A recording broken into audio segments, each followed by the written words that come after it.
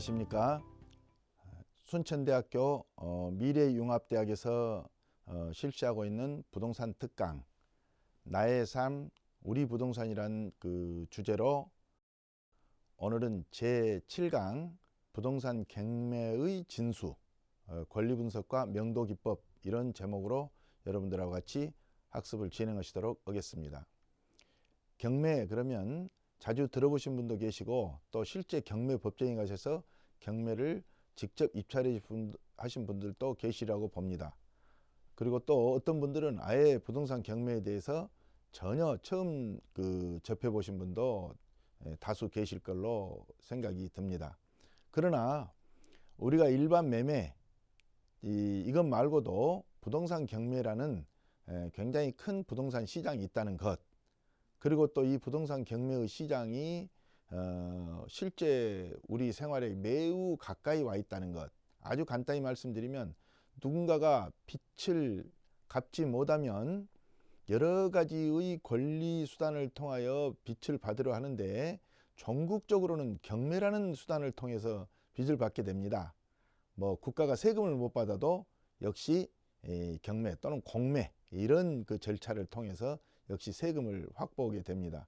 그러니까 어떤 채권을 확보하려면은 전국적으로는 경매가 끝에 기다리고 있다. 따라서 우리 실생활에서 매우 가까운 곳에 있다. 이렇게 보시면 되겠습니다. 여러분들은 이제 그 중에서도 경매에 입찰하여 소위 매수 신청을 하여 거기서 이 양질의 부동산을 여러분 마음에 맞는 좋은 부동산을 값싸게 취득할 수 있는 그런 호기심과 그런 욕구가 계실 걸로 보입니다. 그런 입장에서 입찰자 입장에서 오늘 수업을 같이 여러분들이 들으시면 좋겠습니다. 지금 초기 화면에 보이신 것은요, 법원 경매 정보, 위에는 대한민국 법원, 그 다음에 법원 경매 정보 이렇게 써졌습니다. 이 사이트는 어떤 포털 사이트든 간에 경매 또는 법원 경매 치면 이 사이트가 맨 먼저 뜨고 가장 유명한 사이트로서 국민 모두가 늘 많이 사용한다 이렇게 보시면 되겠습니다. 이 사이트에 들어가시면 경매 공고, 경매 물건, 또 매각 통계, 경매 지식, 이용 안내 등 다양한 곳이 있으니까 각각 이걸 열어보시고 여러분들이 거기에 물건도 색출해 보시고 또 입찰하는 방법, 입찰표 쓰는 법 이런 것들이 대체로 소상하게 또 경매에 대한 각종 자료들도 상당히 소상하게 나와 있습니다. 따라서 이 사이트를 직접 들어가 보시기로 하고 이 시간에는 주로 권리 분석에 관련되는 그 중에서 중추적인 요체가 되는 것만을 뽑아서 여러분들하고 학습하시도록 하겠습니다. 제목이 꽤 어렵습니다. 말소 기준 등기. 그 전 시간에도 한번 말씀드린 적이 있습니다. 임차인의 그 지위를 분석할 때 그때 어떤 말씀을 드렸는지 여러분들 기억하시겠습니까? 최초의 근저당권이나 또는 가압류 이런 것들보다도 임차인의 대항 요건, 다시 말씀드리면 점유 인도와 그리고 전입 신고가 그것보다 빠르다면 그런 경우는 그 부동산이 경매로 낙찰이 돼도 매각이 되어도 임차인은 쫓겨나지 않고 본인이 의도했던 대로 계약서에 있던 대로 계약 기간을 다 채우고 나갈 수 있고 나갈 때도 낙찰자에게 그 보증금을 달라고 할 수 있다 이렇게 말씀드렸습니다. 물론 임차인이 경매 과정에서 배당을 요구하여 나 보증금 법원에서 돌려주세요 매각 대금에서 이래 가지고 전부 또는 일부를 찾아버리면 낙찰자 입장에서는 못 찾아간 금액에서만 책임을 진다 이렇게 표현을 했었습니다. 그럴 때 근저당이나 가압류 중에 제일 빠른 것을 기준으로 하는데 그때 등기된 것 중에 제일 먼저 등기된 것을 말소 기준 등기다라고 이렇게 표현한 적이 있는데 여러분들 그걸 기억을 상기해 가시면서 이제 연속해서 보시면 좋겠습니다. 지금 여기는 글씨가 너무 많기 때문에 실제로 여러분들이 등기부, 다시 말씀드리면 등기사항 전부증명서를 보시는데, 등기사항 전부증명서의 내용이 굉장히 많다 보면 읽어내리기 어려우시기 때문에 우선은 주요 등기사항 요약편을 보십니다. 이것도 그 등기사항 전부증명서 뒤쪽에 따라붙어 있는 거기 때문에, 그러나 그때 말씀드린 것처럼 여기는 따라붙어 있다고 하지 등기사항 전부증명서 자체는 아니고 서비스로 보여주는 것이고, 안의 내용도 실질 그 본 등기 내용하고는 다를 수 있다. 그래서 반드시 같이 맞추어 보고 견주어 보시면서 보시되, 기본 개요는 이렇게 생겼다, 이렇게 보시라고 말씀드린 바 있습니다. 자, 여기를 보시면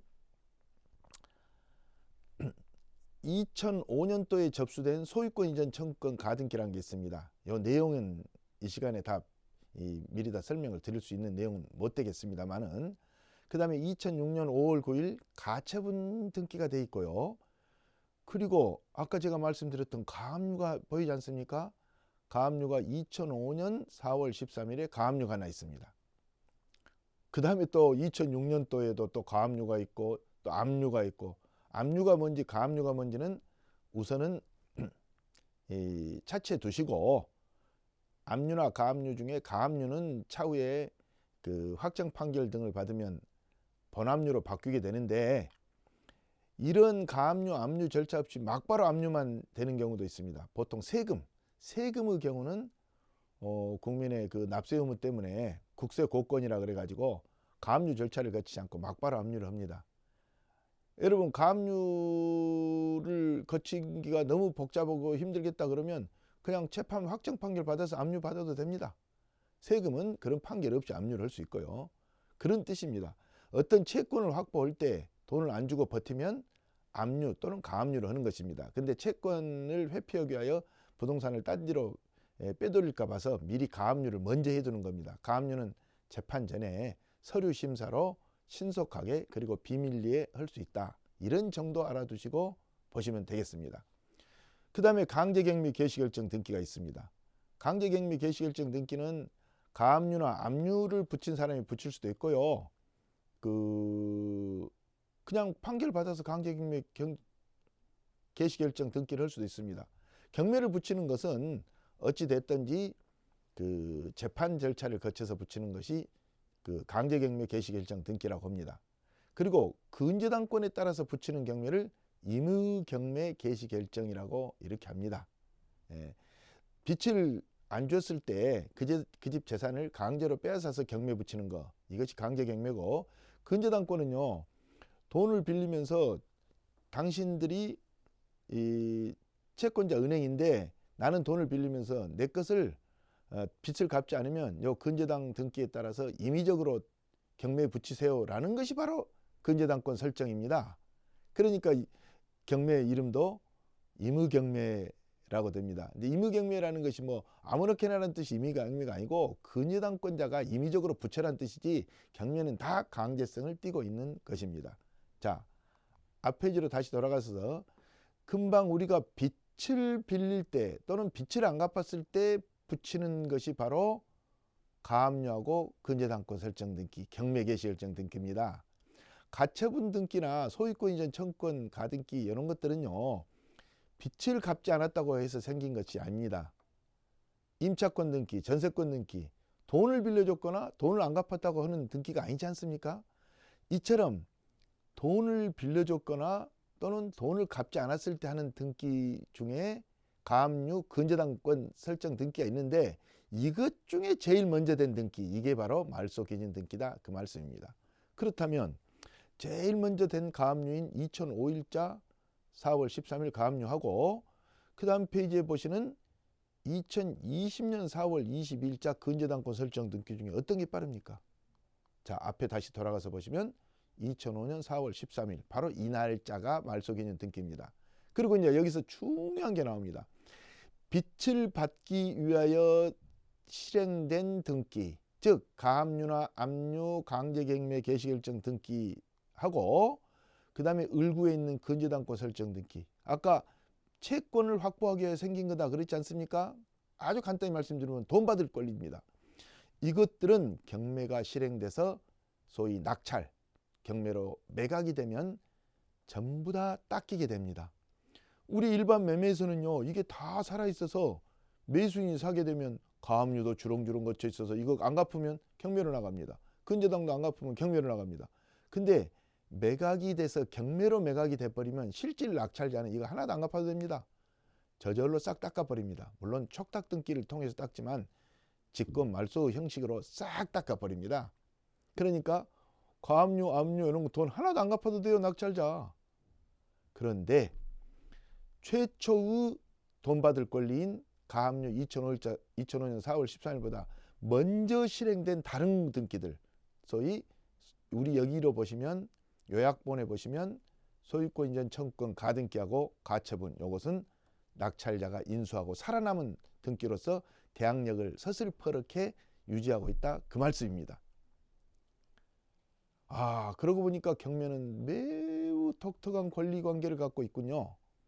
일반 매매는 등기에 있는 게 모두 대항력이 있는데 경매는 그게 아니고 돈 받을 빚 받을 권리는 싹 힘을 상실해버리고 그 중에 빚 받을 권리 중에 제일 먼저 있는 권리인 말소기준 등기, 이게 중심이 돼서 그보다 앞선 등기인 소유권 이전 청구권 가등기하고 2006년도 5월 9일 가처분 등기는 서슬퍼렇게 살아서 대항력을 갖고 낙찰자에게 그 책임을 물으면서 책임을 인수하게 됩니다. 낙찰자가.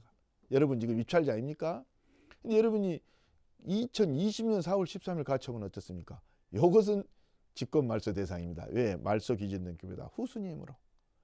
그 다음에 보겠습니다. 임차권 설정 등기 2014년 9월 23일 이렇게 되어 있습니다.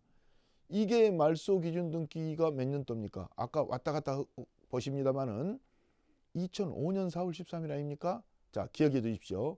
2005년 4월 13일. 그런데 임차권 설정 등기는 2014년, 이거 닦여버립니다. 자, 이것 때문에 혼동을 일으켜서 매우 큰 실수를 저지르는 경우도 있습니다. 임차권 설정이라고 돼 있지 실은 주택 임차권 등기인 경우도 있다고 말씀입니다. 한번 열어볼까요? 여기 보십시오. 등기 목적에 분명히 주택 임차권이라고 쓰여 있지 않습니까? 근데 아까는 뭐라고 쓰여 있습니까? 임차권 설정이라고 쓰여 있습니다. 이것은 완전히 다른 등기입니다. 주택 임차권 등기는요, 임차권 등기 명령에 따라서 전 시간에 말씀드린 것처럼 본인이 이사를 갈 때 이사를 가면서 이 임차권 등기를 해 주시오라고 법원에서 직권을 해달라고 단독으로 신청한 등기입니다. 여기 보시면 주민등록일자가 2005년 1월 11일, 점유 개시일자가 2005년 01월 8일입니다. 그리고 확정일자가 2018년 01월 5일입니다. 대항 요건이 언제 갖췄습니까? 점유 인도와 주민등록을 갖춘 2005년 1월 11일자입니다. 아까 말소 기준 등기는요, 2005년 4월 13일이고요. 자, 4월 13일, 이건 2005년 1월 11일. 다시 한번 보시겠습니까? 2005년 4월 13일, 2005년 1월 10일. 어떻게 빠릅니까? 그렇습니다. 요 임차인은요, 임차인권자 이명숙은 대항 요건이 말소 기준 등기보다 빠릅니다. 근데 아까 요약본을 보니까 늦은 것처럼 되어 있지 않습니까? 요약본을 혼동하여 절대적으로 거기에 의존하면 안 되겠으며 이걸 가지고 권리분석 자료로 쓰여서 낭패를 겪는 경우가 너무 허다하기 때문에 반드시 이렇게 원본을 보셔야 되는 것입니다. 원 등기사항 전부 증명서를. 자, 확정일자는 뭐 2018년 01월 5일로 되어 있네요. 하여튼 이런 정도로 하고 말소 기준 등기의 의미, 그리고 그것보다 앞선지 뒤선지를 보셨습니다. 자, 그 다음에 확정일자가 이렇게 생겼습니다. 그 오른쪽 하단에 이 보랏빛으로 이렇게 도장을 찍어놨는데 이게 확정일자입니다. 확정일자는요, 여러분들 뭐 내용증명 보낼 때도 확정일자고 공문서에서 무슨 날짜를 찍으면 다 확정일자입니다. 그런데 이렇게 임대차 계약서나 전세 계약서에 찍는 확정일자, 이것은 독특한 확정일자로서 이것은 주택의 경우에는 그 주민자치센터 읍면동사무소에서 찍어줍니다. 관할 읍면동사무소에서. 그리고 그 상가 건물 임대차 보호법에 따르면 이것은 그 확정일자가 상가 건물은 세무서에서 찍습니다. 이 확정일자는 오로지 경매에서만 쓰이는 것이며 경매에서 배당 순서를 정할 때 외에는 이 임대차 계약서의 확정일자는 아무런 의미가 없다. 이렇게 말씀드린 바 있습니다. 자, 지금부터 이걸 한번 사례를 보시겠습니다. 소유자 그 이제 이 임대인입니다. 임차인한테 이 주택이라고 하겠습니다. 주택을 갖다가 빌려줬는데요. 임대차 계약을 했는데 계약 날짜는 2020년 4월 1일이고 2년간 계약을 맺었습니다. 임대기간. 그리고 보증금은 3억 5천만 원이고 월세 50만 원이라고 하겠습니다. 그런데 이 사람이 확정일자는 2020년 04월 1일 날 임대차 계약 하자마자 계약서를 가지고 주민자치센터 가서 그 확정일자를 받았습니다. 금방처럼. 확정일자는요, 전입신고 안 해도 계약서를 갖고 가면 거기다 도장을 찍어줍니다. 거의 그 빈칸만 없으면 빈칸 좀 메워오세요 그럽니다. 혹시 유변조 할 수가 있으니까. 그래가지고 그 주민자치센터 담당하신 분이 보증금 얼마, 뭐 월세 얼마 이런 것을 그 확정일자 부라고 하는 장부에다 적어두고는 도장을 꽝 찍어준 거 이것뿐입니다. 그러니까 만약에 이 본 서류를 분실하거나 임대차 계약서를 찍거나 또는 그 계약 기간이 뭐 만료됐으니까 새로 갱신하겠다 그런 핑계로 이걸 갖다가 뭐 우리 이걸 뭐 촛불에 태워버리자거나 이러면 이 확정일자 자체도 없어져 버린 겁니다. 분실이 바로 확정일자를 없애는 것이다. 꼭 알아두십시오. 그러니까 계약서가 얼마나 중요한 권리문서 중에서도 확정일자 찍은 것은 분실해서는 안 됩니다. 어디다가 간수해 둘까요? 하여튼 여러분의 책임으로 잘 간수해 두십시오. 전입신고는 2020년 5월 1일이고 점유인도는 2020년 09월 25일입니다. 여러분 대항 요건은 언제 갖췄습니까? 그렇습니다. 전입신고가 빨라도 점유인도까지 다 갖춰야 되기 때문에 2020년 09월 25일 다음날 0시에 대항력을 발휘하게 되는 겁니다. 자, 그런데 그 사이에 이 등기는요. 2020년 6월 15일 날 근저당권 설정 등기가 있다고 합시다. 우선 이것만 봐도 말소 기준 등기가 가압류는 2020년 10월 21일자 나 있고요. 그러면 어떤 게 말소 기준 등기입니까? 2020년 6월 15일입니다. 다른 등기는 뭐 가처분 등기나 가등기나 이런 것들은 그 말소 기준 등기하고 거리가 멉니다. 뭐 환매 등기나 전세권 등기나 임차권 등기나 근저당권 설정 등기하고 가압류 등기하고 압류 등기 또 압류 등기하고 똑같은 효력이 있는 경매 개시결정 등기 이것 중에 제일 먼저 된 게 어떤 거냐면 2020년 6월 15일자입니다. 이것은 2020년 9월 25일자 임차인이 갖춘 대항 요건보다 더 빠르기 때문에 말소 기준 등기인 근저당권 설정 등기가 임차인의 대항 요건보다 빨라서 임차인은 이 부동산이 경매로 매각되면 소위 낙찰되면 정확히 말씀드리면 낙찰자가 잔금을 법원에 납부하면 경매는 잔금을 납부하면 매각으로 봅니다. 등기 안 해도요. 그러면 그 순간에 소유권은 낙찰자한테 넘어가고 그로 인하여 근저당권 설정 등기나 가압류 등기는 당연히 말소돼서 낙찰자가 부담을 안 받는데 여기와 덧붙여서 임차인의 보증금 3억 5천만 원도 낙찰자가 인수하지 않는다. 그 부담을 지지 않는다 그 말입니다. 왜? 임차인이 늦게 대항력을 갖췄으므로 말소돼 버려요. 효력이 없다 그 말입니다. 낙찰자 인수되지 않는다.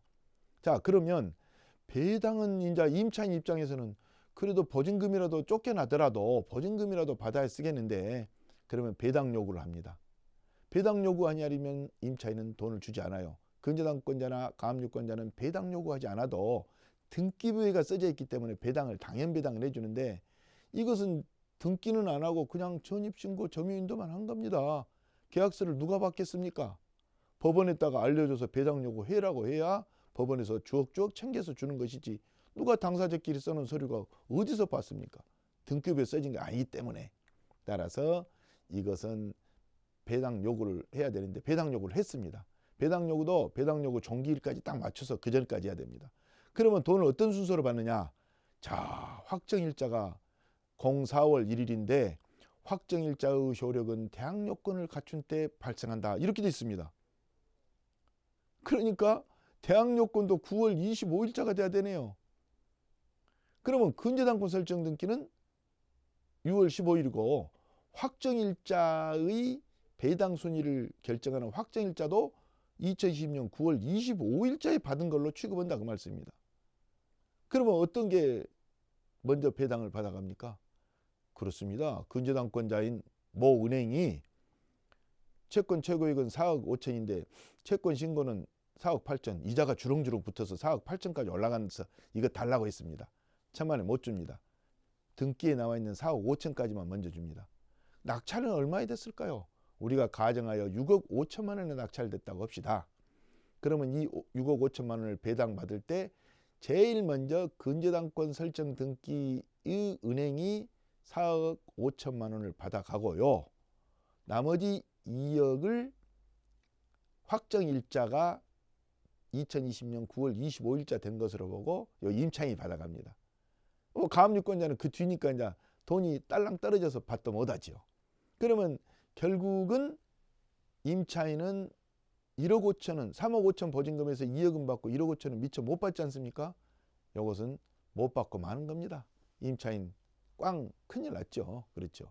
임차인이 꼭 받고 싶으면 임대인의 다른 재산에 경매를 붙이거나 다른 재산에다가 갖다 붙여야 되는 어렵고 어려운 일이 남아있는 것입니다. 자, 그 다음 보시면 이제 뭐가 쓰여 있습니까? 이번에는요 역시 똑같은 낙찰가 6억 5천만 원이고 근저당권 설정 등기 말소 기준 등기도 6월 15일인데 전입신고하고 점유인도가 빠르네요. 확정일자는 대항 요건하고는 상관없는 겁니다. 전입신고하고 점유인도가 5월 1일 됐으므로 이건 대항력을 가지고 있습니다. 이것이 경매가 되면 근저당권 설정 등기하고 가압류는 당연히 말소되고, 그러나 임차인의 임차권은요 서슬이 퍼렇게 낙찰자가 그대로 인수를 합니다. 얼마를 인수합니까? 나갈 때 3억 5천 줘야 됩니다. 시가가 6억 한 7억짜리인데 6억 5천에 낙찰받아서 그중 그래도 한 5천만 원 싸게 샀네 그랬는데 덤으로 3억 5천을 억지로 물어줘야 되니 얼마나 위험하고 억울할 일입니까? 따라서 임차인을 샅샅이 뒤져봐야 되는데 이것이 임차인 분석입니다. 그러면 결국은 여러분들 보시면은 다 물어줄까요? 임차인이 배당 요구를 안 하고 법원에서 안 받겠다 그러면 낙찰자 다 물어줘야 됩니다. 근데 임차인이 배당 요구를 했다고 봅시다. 그러면 배당 요구를 하면 이제 돈을 받아가는 순서가 어떻게 될까요? 역시 근저당권자가 좀 빠르니까 먼저 받아가고 확정일자 7월 01일 날 받아가면 그래도 6억 5천만 원에서 4억 5천 빼고 또 남은 2억 빼버리니까 임차인이 1억 5천을 못 받네요. 바로 요 금액은 낙찰자가 부담하여 물어줘야 되는 것입니다. 틀림없이 물어줘야 됩니다. 그리고 요 1억 5천을 다 물어줄 때까지는 임차인은 그 권리 관계에 대항 요건을 갖고 끝까지 임대차가 유지된다 그 말씀입니다. 오늘 굉장히 중요한 것을 여러분들하고 경매에서 중요한 요체를 말씀드렸습니다. 하나는 말소 기준 등기, 두 번째는 말소 기준 등기보다 먼저 된 등기는 살아남고 뒤에 된 등기는 다 없어진다. 물론 말소 기준 등기를 이야기할 때는 항상 근저당권자, 가압류, 경매 등기는 다 말소되는데 그 중에 제일 먼저 된 등기, 돈 받을 등기다 그랬죠. 아주 그냥 러프하게 표현 드리면 돈 받을 등기, 그 중에 제일 먼저를 말소 등기라고, 그거보다 빠른 가압류나 빠른 가등기나 가처분 등기나 환매 등기나 전세권 등기나 임차권 등기는 다 살아납니다. 근데 등기가 안 됐더라도 등기하고 똑같은 효력을 갖는 임차인의 전입신고하고 점유가 인도가 된 대항 요건을 갖춘 이것은 마치 등기된 것처럼 해서 바로 이때 대항 요건을 갖출 때를 기준으로 말소 등기하고 견준다. 이렇게 여러분들하고 정리하면 좋겠습니다. 물론 여기 이제 한번 읽어보시는데 제가 이 말씀드린 것은 여러분들 한번 트레이닝을 하시라고 해놓은 것입니다. 뭐 어떤 것이 선순위고 후순위고. 근데 임차인 숫자가 많은 경우도 있고 때로는 다가구 같은 경우는 임차인이 주렁주렁 많습니다. 이런 것을 법원에서는 지금 서비스로 이 등기부 말고도요, 매각 물건 명세서라 그래가지고 임차인이 언제 전입신고됐고 언제 사업자 등록됐고 또 언제 점유를 시작했고 언제 보증금은 얼마고 차임은 얼마고 확정일자는 언제고 또 배당 요구를 했는지 안 했는지 이런 것들을 설명해 주는 서류가 매각물건 명세서입니다. 여러분들은 경매를 학습할 때는 매각물건 명세서 없이 권리 분석은 전혀 불가능하다 이렇게 보시면 되겠습니다. 그 밖에 이제 경매에 많은 권리 관계의 분석이 있는데 오늘은 경매의 가장 중요한 권리 분석의 요체를 여러분들하고 같이 학습하셨습니다. 하여튼 여러분들은 그 경매에 대해서 그 밖에도 등기하고 상관없는 그 소위 법정 지상권이라거나 또는 유치권이라거나 이런 권리들도 권리 분석에서 매우 중요하나 시간상 오늘은 이 정도로 마치도록 하겠습니다. 수고들 하셨습니다.